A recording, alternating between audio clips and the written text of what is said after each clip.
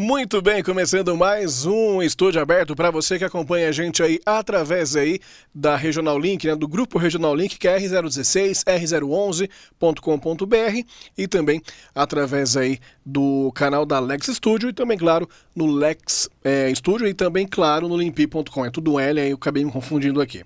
Já quero pedir para você se inscrever no canal e levar a gente para onde você for. Sempre que tiver uma programação bacana, um bate-papo bacana, você vai ser notificado aí. Tá certo? Eu tô aqui com o Carlos. Tudo bem, Carlos? Tudo bem. Vou falar um pouquinho de o pessoal que viaja, o pessoal que trabalha, né? Precisa muito disso, que é o conforto aí para se hospedar, às vezes em hotel ou hostel, enfim, dependendo do momento, da situação, o objetivo, enfim, né? Sim. E vamos falar um pouquinho, você é proprietário do Hostel do Gaúcho, Sim. correto? Sim. Vamos falar um pouquinho sobre. Primeiro eu quero que você se apresenta. Você é gaúcho, né? Sou. Como o nome do próprio hostel já vem a dizer. Mas fala pra gente o porquê que você entrou nesse segmento. Em primeiro lugar, eu vim na pandemia pra cá, 2020. Não tinha lugar pra ficar, eu comecei a ir em vários lugares e morar em vários lugares compartilhados. Morei em lugar bom, lugar caro, lugar ruim, no centro, em todos os lugares. Aí eu adquiri uma experiência, são 4 anos, né? Então, adquiri essa experiência, eu tava na época alugando motos, aluguei moto também, fiz outras coisas. E daí na hora que eu tava saturado do negócio de alugar moto, que eu não aguentava mais, eu tive essa brilhante ideia. Na verdade eu tive uma ajuda de alguém, né? Que é uma namorada minha, e ela me influenciou para fazer isso. E eu fiz, e tive apoio da irmã dela também, e eu entrei nesse negócio, entendeu? Mas, não é um negócio tão simples. Eu até acho que é mais complicado um pouco que alugar motos, entendeu? Então eu comecei a alugar, só que, eu tinha as minhas ideias, eu coloquei em prática algumas funcionaram, outras não. E eu não imaginei isso. Eu achei que porque eu tive algumas experiências em outros lugares, isso aqui vai funcionar certinho, porque eu não quero que aconteça o que aconteceu nos outros lugares. Não funcionou. Você já tinha uma base exatamente do que era bom e do que era ruim. Sim. Pelos lugares que você passou, né? Sim, na minha mente, quando eu abri, e algumas coisas que eu coloquei lá, estipulei algumas coisas lá, na minha mente eu disse, não, isso aqui vai ser assim, mas não funcionou assim. Estranho, daí eu comecei a analisar. Então, se não funcionou assim, praticamente em nenhum lugar quase funciona isso, entendeu? Aí eu comecei, a pensar assim, eu fiz isso pro melhor, né? Para melhorar o lugar. E nesse caso, as pessoas ainda não conseguiram se enquadrar. Eu vou cuidar disso, porque tá dando problema. Muitas continuam errando em determinadas partes. Isso que e até mesmo porque toda a questão de situações e de região favorece também para saber se o que você vai aplicar vai funcionar ou não vai funcionar, né? Sim, com certeza. E eu digo assim, o que é geral. Se eu não tô lá direto, a parte da limpeza deixa a desejar. Eu tenho que estar em cima. A limpeza eu tenho que estar em cima o tempo todo. A coisa mais complicada de um lugar assim, e eu acho que todos no geral que eu passei, é a parte da limpeza. Se não tiver uma pessoa em cima limpando toda semana, e é lixo, tirar lixo, se tu comeu, tu tem que limpar. Essas porque de limpeza é o mais importante não é a limpeza que vai ser feita. O mais importante é o próprio cuidado que os hóspedes que estão lá, né, vão fazer para manter aquilo limpo, né? Eu acho que esse é o ponto principal, mas quase nem tudo isso aí. Sempre vai cair no dono da casa, no dono do estabelecimento. Mas eu acho que por uma questão de cultura, mas acho que em todo lugar que eu fui, lugar é assim. E eu pensei, eu adotei algumas estratégias para driblar isso, mas não deu certo. Nos lugares que eu fui, era assim, e os que deixavam, vamos postergar. Aí o lugar ficava horrível. Uhum. Mas claro que tinha uns que eram extremamente profissionais. Tinha sempre alguém lá limpando. E eu pensei, porra, tem que ser assim, dessa forma. Eu fui pelo Pela exemplo lógica. bom, pelo exemplo Uhum. bom. Só que mesmo assim é complicado. As pessoas, mesmo tu falando, às vezes tu fala uma, duas, três vezes, às vezes as pessoas ainda sujam, entendeu? Deixam tá o lixinho ali, vão, deixa o prato sujo ali. Eu sempre digo, não, limpa o seu lixo, eu não tô aí para limpar as coisas que os outros fazem. Eu tô aí para fazer Uhum. a limpeza geral do lugar toda semana. A manutenção, né? Sim, Na tem que realidade. Porque ser. a limpeza, igual eu falei, depende mesmo do ser humano que está passando por lá, né? Ele Sim. que tem que ter essa consciência de saber sujou, lavou, né? Sim, E lugar de lixo é no lixo. É o básico, né? Se a pessoa ter esse básico, a sua parte é fazer a manutenção, sim. manter aquilo lá do jeito que é para estar, né? Limpo, né? Aí as pessoas, elas, nesse caso, elas deixam a desejar, entendeu? Uhum. E tipo, um negócio também de vício, né? Eu digo assim, o cara fuma, o cara bebe. Tipo assim, vamos dar exemplo, o cara, dentro, os caras ficam bravos. Quem quer cheiro de cigarro entrando pela Uhum. porta, sei que as pessoas querem dormir, mas não querem sentir um cheiro. Já teve reclamação disso, entendeu? Daí eu digo tudo lá na rua, tudo fora, tipo, as pessoas têm que ter. Separar mesmo, Aham. né? Tem Porque gente que às tá vezes compartilhado ali, né? Você tem que respeitar o fumar espaço de dentro, todos. o cara ali não quer sentir cheiro de cigarro, né? Então é complicado isso aí, às vezes alguns não respeitam, né?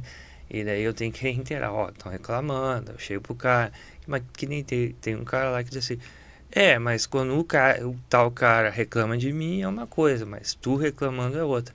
Eu tenho que ser Tem aquele que cara saber. conciliador, o cara Uhum. que sabe chegar e não ser estúpido, que nem eu já falei lá, ó. Tem cara que eu já conversei lá e disse assim, ó, se tu fosse o proprietário aqui, já não tinha mais ninguém. O teu jeito é muito ríspido, entendeu? Tem que saber conversar também, né? Eu tenho que ser o cara que eu tenho que chegar, eu chego leve, eu não chego batendo, isso aqui tá errado, isso aqui. Já aconteceu comigo. O proprietário chegar de jeito estúpido comigo, entendeu? Eu fui embora. Uhum. Eu fui embora. Então tu tem que ter como é que é? Malemolência nessa hora, Sim, sim, entendeu? para poder Uhum. ter um gingado ali entre um e o outro para poder. É porque não é fácil lidar com pessoas lá, tipo assim, já teve 9, 10 pessoas lá, tudo junto. Então, quer dizer, não é tão simples. O ser humano é algo bem complicado. Cada um tem um jeito, uma forma de viver, e aí às vezes acontece alguns conflitos, eu tenho que mediar esses conflitos, porque o ser humano tem seres humanos que são complicados por natureza. Uhum. E aí esses seres humanos eu tenho que mediar, né? Dá um conflito aqui, ó, o cara ficou bravo com alguma coisa ali, eu tenho que chegar, ó, isso aqui, até às vezes eu diz, o cara não sei o que, que nem que eu tava tendo uns problemas lá, eu já tive de expulsar gente de lá, já tive, que sumiu coisa, pegou na câmera, tem câmera lá, pegou na câmera e eu vi, ó, o cara fez, eu Para não tive que complicar expulsar, para vocês, é bom. eu tive que expulsar, e aí o que que acontece? Na verdade eu expulsei já 2, porque isso eu não queria, isso é outra coisa que eu via nos outros lugares, que já aconteceu em outros lugares comigo. Eu pensei, não, isso eu não quero, eu vou colocar a câmera aqui. Mesmo assim, aconteceu mais de uma vez. Então, aí os outros ficam bravos, dá discussão, já deu muita discussão em relação a isso, entendeu? Aí teve uma época lá que teve alguns que ficaram bravos, eu entendo. Eu quero sair porque esse cara aqui, ele pegou coisa minha. Tá, tudo bem. Aí eu tive que dar um jeito. Se eu fosse um cara, não fosse mediador, um cara de boa e tudo, os caras já teriam ido embora. Esse cara tá deixando passar e tudo. Uhum. Mas esses caras, eles já não estão mais lá, entendeu? Mas isso acontece em todo lugar, eu já percebi. É algo, como é que se diz a palavra? É algo, não é rotineiro, é que acontece. Acho que em todos os lugares que eu fui, aconteceu. Então, Acontece. Claro que daí quem tem que dar um jeito é o proprietário, a pessoa que monta o rosto. Se chegar para a pessoa e dizer, ó, tal coisa aconteceu comigo, o cara tem que tomar uma providência. E essa providência é algo complicado, eu já percebi também. Entendeu? Tudo é meio que tem que saber chegar, tem que saber conversar, entendeu? A gente até não conhece bem as pessoas que entram lá, tipo assim, até a gente conviver com elas, a gente não conhece. Então, e as pessoas em si lá, elas se conhecem tudo agora. Então, são trabalhadores. Então, no caso, eu tento olhar por esse lado. Eu não sou um cara que eu não tenho que ser radical. Mas eu também não tenho que ser muito passivo também. Do meio termo. Tem que ter meio termo. Porque quem mais procura a questão da hospedagem em hostel, geralmente, é o que você falou, geralmente são trabalhadores, né, que às vezes, por questão de distância, né, e também estudante. Estudante também. Também tem Mas lá a maior parte é trabalhador. É trabalhador. Trabalhador. Porque a diferença pro hotel é que é algo compartilhado, né? Sim, entendeu? Tem gente que não sabe viver assim. Eu sou sincero. Porque... A pessoa ela tem que ter um bom senso e tem que saber, pô, eu vou estar indo para lá, o meu jeito de vida é um jeito, o meu estilo, se eu sou mais estourado, se eu sou mais calmo, esse é o meu perfil, né? Só que ela vai estar indo para um local que tem várias pessoas e cada um vai ter o seu perfil. Então ela tem que estar ciente dessa diferença, né? Tem um cara lá que ele veio da Bahia, ele tá morando lá, e ele é trabalhador, é segurança, ele chega ao gaúcho, Carlos, como é que tu consegue viver assim? Porque você viveu sozinho, né? Com a esposa também, casado. Aí eu disse, não, mas olha de quanto tempo que eu venho vivendo assim, eu venho carregando isso desde 2020, praticamente 2019, 2020, entendeu? Eu sei conviver com as pessoas, eu consigo, entendeu? Apesar que tem pessoas e pessoas, né? Tem pessoas que são difíceis. Mas eu adquiri isso. Eu não posso chegar lá e achar que eu posso fazer o que eu quero. Sim, você tem que saber o limite. Impor e dane-se tudo. Já aconteceu em outros lugares que eu fui, que eu ficar 4 dias porque o dono se impôs. E ele não conseguia gente para ficar lá. Aí eu comecei a entender por quê. Ele não conseguia pessoas para ficar lá, só tinha 3 pessoas, entendeu? Tem lugar que a gente até não entende, entendeu? Acho que no Brasil eu fiquei num lugar que tinha 10, sério, 10, que não era compartilhado, era 10 quartinhos, e só tinha 13 alugados. Aí eu achava estranho, porque não pode, isso aqui, o tamanho disso é só ter 3 alugados. Aí eu fiquei 1 mês lá e eu descobri o porquê, entendeu? Faxina deixava a desejar, o lugar era meio sujo.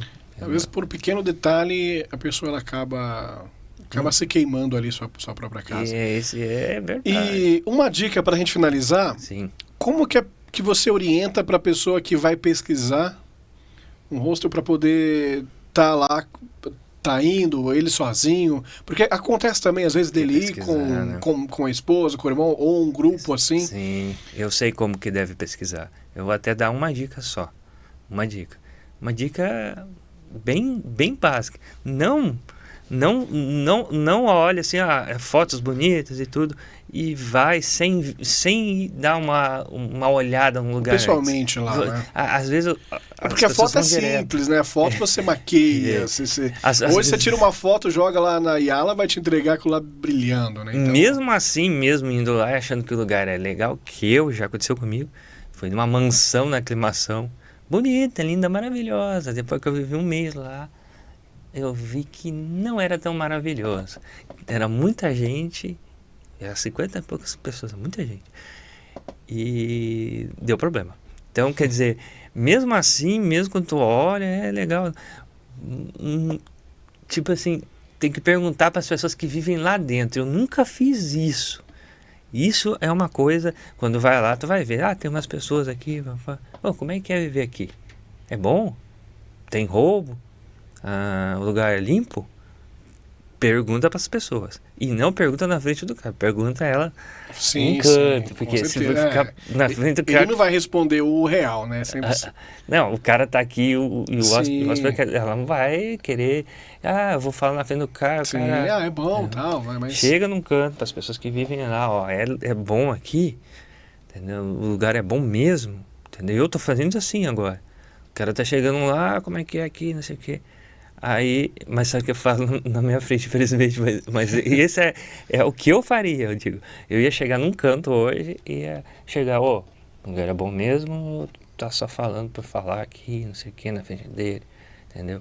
A única coisa que vai fazer tu ficar num lugar bom mesmo, é dessa forma. Chegar pra pessoa que tá vivendo ali. Que ela vai ter experiência total. O cara não vai falar como é que vai ser o lugar.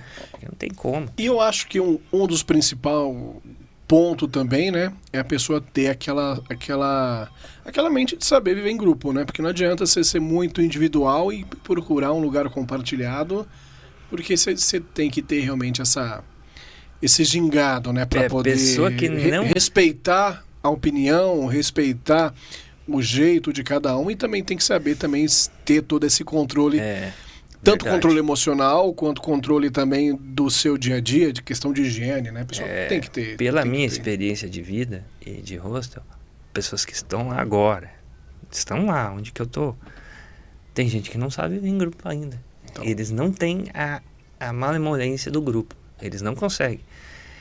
Mas tem gente que é de boa, tá de boa lá, tá há algum tempo já lá comigo e vive bem com todo mundo, entendeu? Só que é de pessoa para pessoa isso. Tem as características da pessoa. Eu agora tenho a experiência de dizer, tu não consegue mudar uma pessoa que já tem uma característica durante muito tempo. Não, é difícil. Alguns costumes elas têm. E aí incomoda a outra pessoa. Então, lá tem isso. Então, tem cara que tem costume de falar alto, tem cara que tem costume de ser expansivo, aquele negócio. E tem aquele que é mais quietinho, mais no canto dele. Tem o quieto lá, entendeu? E tem uns que eu tenho que falar, né? Eles, infelizmente, isso é um erro, e eu não sei se eu cometi isso. Ele acha que é a casa dele. Aí o que acontece? Ele meio que joga as coisas como se fosse a casa dele. Joga pra cá, joga pra lá quando chega do trabalho. Isso também é uma coisa ruim, porque eles sabem que ali é um lugar compartilhado. As pessoas vão ficar bravas com isso aí. Eu preciso comer aqui, tá esses tênis em cima da cadeira aqui. É isso, o cara, ele acha que é... Ou seja, a pessoa tem que ter um bom senso, né? Bom senso. Obrigado, Carlos, por aceitar esse bate-papo. Vim aqui falar um pouquinho desse mundo, para quem... a gente sabe que São Paulo é grande, vem muita gente de fora para cá, para trabalho, né, para estudo, enfim. E a pessoa ela tem que saber mesmo ter esse... O principal de tudo é o bom senso. Eu acho que isso aí se encaixa em São tudo. Paulo, para tu não ter esses problemas de entrar num lugar ruim de verdade, eu aconselho a pesquisar bem, ir num local e fazer tudo isso. Porque senão, só pela foto, vai pegar algumas bombas por aí. Não vai dar certo. Não vai dar certo. Obrigado mais uma vez aí por estar com a gente. Obrigado. Eu quero agradecer você também. Muito obrigado por acompanhar esse bate-papo. Você que tem alguma dúvida sobre, pode deixar também nos comentários, né? E lembrar você mais uma vez, se inscreva aí no nosso canal. Também, claro, se você está no limpi.com, já cria sua conta aí, já vai acumulando seus pontos para trocar depois, né, por mimos. E também, claro, lá no Instagram, Regional Link, e também no Instagram você vai r011.com.br. E até o próximo Estúdio Aberto.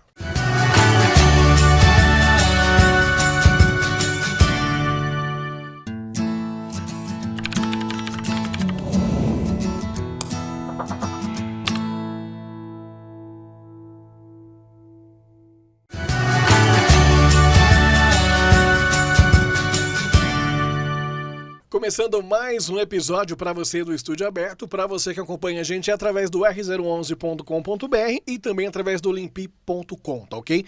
Já quero aproveitar e falar para você, se você não tem a conta, já criar a conta no Limpi e também, claro, se inscrever no nosso canal. Vamos falar do assunto super bacana, algo que a gente vem conquistando cada vez mais aí o brasileiro, e eu particularmente amo muito essa área também. Falar um pouco sobre a culinária japonesa, inclusive o nosso almoço hoje foi o yakisoba. Vou perguntar, dizem que o yakisoba não sei se é japonês, se não é japonês, não sei de onde vem, mas quem está comigo para falar um pouquinho sobre isso é o Evandro, mais conhecido como Toshi. Tudo bem, Evandro? Tudo já, e você? Evandro, obrigado por aceitar esse bate-papo. Já que eu citei isso aí no começo, o yakisoba, Sim. ele é da culinária japonesa ou não? Esse que é mais consumido aqui no Brasil atualmente, eu acho que vem mais da culinária chinesa. Chinesa, né? Eu já ouvi falar sobre isso. Que a gente costuma, eu pelo menos pela minha experiência no Japão, que eu já tive mais, é um yakisoba que não tem tanto molho. É um mais Ele sequinho, é mais sequinho. E feito na chapa. Esse é o japonês que a gente conhece. Interessante. Esse eu não cheguei a consumir, não. Esse tem alguns izakayas, né, que são os bares japoneses, que está bastante em alta ultimamente, que servem ele também. Que vai ter essa opção. Seria o yakisoba mais seco, sem o molho. Sem o molho. Eles jogam o molho na hora que está... Literalmente. E aqui quer dizer grelhar ou assar, né? Então eles vão grelhando, praticamente fritando o macarrão na chapa. Então nesse processo eles colocam um molho, e o molho não é tão caldoso igual esse que a gente costuma pegar nos deliveries, né? Esse que é um molho mais cremoso, é um pouco diferente. Entendi. E esse daí que é que é o chinês, digamos assim, a origem. Esse que o pessoal está mais acostumado, tem bastante brócolis, mix de carnes, assim. Normalmente o do Japão é só um tipo de carne, não uma carne bovina ou carne suína, né? Não usa muito frango para fazer. Entendi. E a gente percebe que está crescendo muito a culinária japonesa no Brasil, né? Se a gente for voltar alguns anos atrás, né? Uns 15 anos atrás, não sei, geralmente o pessoal ficava muito naquilo, né? Mas tinha aquela consideração de falar, mas carne crua eu não como, não sei o quê. Mas hoje mudou muito, né? E o que fez o brasileiro consumir mais a culinária japonesa? Acho que tem bastante, pelo menos quando eu comecei a trabalhar, que já faz uns 12 anos, tinha a imagem de ser uma comida saudável, né? O pessoal, por ser um peixe cru, não usa muita gordura, principalmente o sushi, né? Não usa muita gordura. Claro que fizemos uma adaptação aqui no Brasil que tem o sushi frito, né? Porque realmente o público brasileiro consome muita fritura, né? Tem muito disso do cardápio ser modificado muito exatamente para a cultura nossa aqui, para o Brasil? Infelizmente tem. Ou seja, se a gente for lá no Japão agora, geralmente não é tudo que a gente encontra aqui que a gente vai encontrar lá. Praticamente quase nada. Quase nada. O temaki, por exemplo, o cream cheese, salmão com cream cheese, na verdade, não é consumido no Japão, né? Lá tem muitas variedades de peixe que o salmão acaba ficando um secundário. É consumido, sim. No sushi também existe sushi de salmão. Porém, a variedade de peixe é tão grande que acaba que o salmão sendo uma terceira ou quarta opção para mais. Sempre tem muito tipo de peixe lá. E acontece também, às vezes, de alguns japoneses mesmos virem para o Brasil e frequentar um restaurante japonês e ver toda essa modificação na culinária e estranhar. Quando eu particularmente, eu voltei em 2010 do Japão, de vez, né, que eu morei lá há 16 anos, e quando eu fui a primeira vez num restaurante japonês, só a palavra de ser um rodízio já me assustou um pouco, né, isso não existe num restaurante de sushi no Japão. E na época, realmente, o peixe mais consumido era o salmão mesmo, né, por quê? Porque o salmão é um peixe, comparando com os outros peixes, tem um sabor muito mais suave. Não tem um sabor forte, a gordura é uma gordura agradável. Então isso acho que pegou no gosto do paladar brasileiro. Então tem essa grande diferença, sim. E pode acontecer então do japonês mesmo, que tá no Japão e vir para cá assustar e falar, não, mas culinária japonesa, mas isso aqui não tá parecido, mas não é. É a mesma coisa alguém ir para fora e ver uma feijoada sendo feita com ingredientes diferentes, digamos assim. Exatamente, por exemplo, colocar um peixe dentro de uma feijoada, por exemplo. Isso a gente vai estranhar bastante. Vai estranhar. Né? E na questão do cardápio, tipo assim, eu vou falar por mim. Eu não era fã, eu era um desses também que não era fã. Falei, não vou comer isso aí não, tal, é cru, tal. Tinha toda essa barreira, né? Sim. E o que abriu a porta para mim foi, primeiro, o hot roll, que é algo que eu comi e falei, nossa, não é tão ruim assim, é gostoso. E aí você vai depois consumindo os outros que vêm junto ali, né? E também o yakisoba, que é um dos que eu, inclusive hoje, quando a gente é de Ribeirão Preto, quando a gente vem para São Paulo, toda vez que a gente tá pra cá, tem um lugar que a gente vai aqui pra comer o yakisoba. Hoje a gente almoçou yakisoba, né? O Odin, que é o nosso técnico, falou, não, eu não vou embora sem não comer o yakisoba. e aí, então, são esses dois que abriu pra mim a porta aí pra mim consumir outros itens também. Mas foi o hot roll primeiro, depois o yakisoba. Isso é pra todo mundo ou não? Geralmente, o que a pessoa, às vezes, ela vai com a namorada ou com um grupo de amigos e ela não come, mas ela começa a beliscar alguma coisa até se entregar, digamos assim. Tem vários tipos de pratos japoneses que não é só o peixe cru, né? Hoje em dia tem bastante restaurantes que são especializados na cozinha quente japonesa. Então, muita coisa acaba facilitando mesmo. Não sei se já ouviu falar no tempurá. Tempurá, são sim. legumes, camarões empanados numa farinha de trigo, uma massinha de farinha de trigo, que facilita muito para quem não consome proteína cru. E claro também, não sei se você já ouviu falar, tem os espetinhos, que são, a maioria dos espetinhos são de carne de frango, mas são grelhadinhos, são tipo uns churrasquinhos de frango, que também facilita bastante. Tem um que parece um pastelzinho, mas é de carne suína. Esse é o gyoza, na verdade a origem dele é chinesa também. Só que aí, claro, não sei se você já ouviu falar no ramen também, que é aquela tigela com macarrão com calda. Aquele também é um prato de origem chinesa, só que quando entrou no Japão, o Japão foi, se colocar um pouquinho mais de sabor aqui, fazer um caldo assim um pouco mais trabalhado. E isso foi aprimorado. E acabou que o Japão ficou até que mais famoso, né? Que toda vez que a gente ouve de ramen, sempre tem. Ou é num anime que está sendo consumido, ou é nos filmes japoneses, doramas japoneses. Hoje em dia até os coreanos estão fazendo bastante, né? Então, ou seja, o cardápio é muito grande, então bastante. De qualquer maneira, independente se a pessoa gosta disso, daquilo, tem algo ali que vai surpreender ela. Sim. Inclusive o Romeu e Julieta, né, que o pessoal adaptou bastante o doce também, incluindo aí na culinária japonesa, que é algo também que eu acho que é de criação aqui nossa, né? Com certeza. Igual o sushi com, por exemplo, tem lugares que servem com morango, com Nutella, isso também não existe. Depois que eu voltei do Japão definitivamente para o Brasil, teve uma oportunidade de eu estudar o sushi no Japão. E quando eu estive lá, eu já estava com 7 anos de experiência. E o pessoal do restaurante sempre pergunta, é verdade que lá no Brasil come sushi com fruta? Eu falei, não só com fruta, com chocolate também. Não é sushi, né? Não é sushi, né? Infelizmente foi um jeito que o pessoal acabou que adaptou para a cultura brasileira. Né? Se a gente for em todos os países, né, a culinária é algo assim que é de se inventar. E realmente, se a gente for pegar uma pizza da Itália, que é famosa em questão de pizza, se a gente for pegar uma pizza de lá, uma pizza do Brasil, vai estar diferente. Com certeza. Então, ou seja, realmente cada cultura, cada país vai tentar adaptar ao máximo aquela receita para transformar no seu próprio prato, né? Exatamente. De acordo com o que agrada a todo mundo e, claro, sem tirar a fama do original, que seria uma culinária japonesa produzido aqui, mas de um jeitinho brasileiro de ser feito. Isso que é o bacana quando a gente fala na gastronomia, né? Sim, exatamente. Não só o Brasil faz isso, acho que o mundo inteiro faz isso, né? Querendo ou não, por exemplo, a gente vai no Japão, por exemplo, até as pizzas que são feitas no Japão não são iguais à da Itália. Então sempre tem uma adaptação para ficar mais prático para cada público apreciar, né? Porque a gente fala não é nem questão de paladar, mas às vezes a própria matéria-prima, né? Exatamente. Não vai ser compatível. Tem coisas que você encontra no Japão que você não vai encontrar aqui com facilidade. Se encontrar, é muito caro.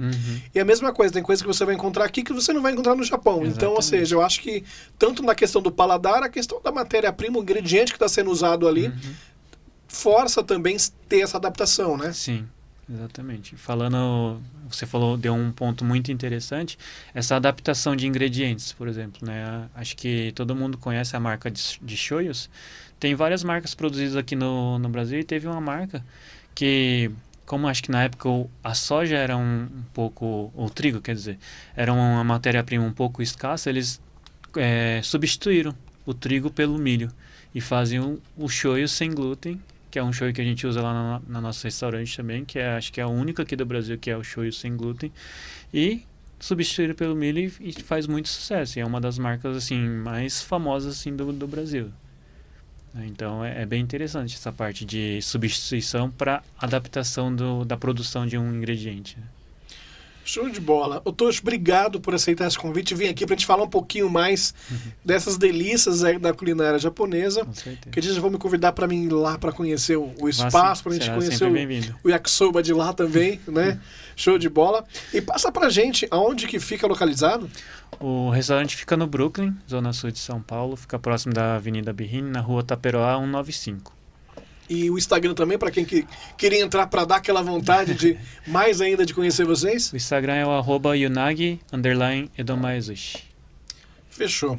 Obrigado mais uma vez por estar aqui e aceitar esse bate-papo com a gente. Tá ok? Muito obrigado. Eu quero agradecer você, muito obrigado também por acompanhar esse bate-papo aqui falando sobre a culinária japonesa. Passamos bastante informação bacana, tenho certeza que você gostou. E claro, aproveita aí para seguir a gente aí nas redes sociais, também se inscrever no canal aí lá no YouTube. E também falar para você o seguinte, se você não conhece o Limpi.com, para você acessar o Limpi.com e aí lá você vai encontrar bastante notícias, informações, o podcast que a gente faz aqui. Claro, também lá você navega para trocar aí os seus pontos que você ganha navegando por mimos e aí você pode aproveitar todo o benefício aí do Limpi.com. Fechou? Um forte abraço.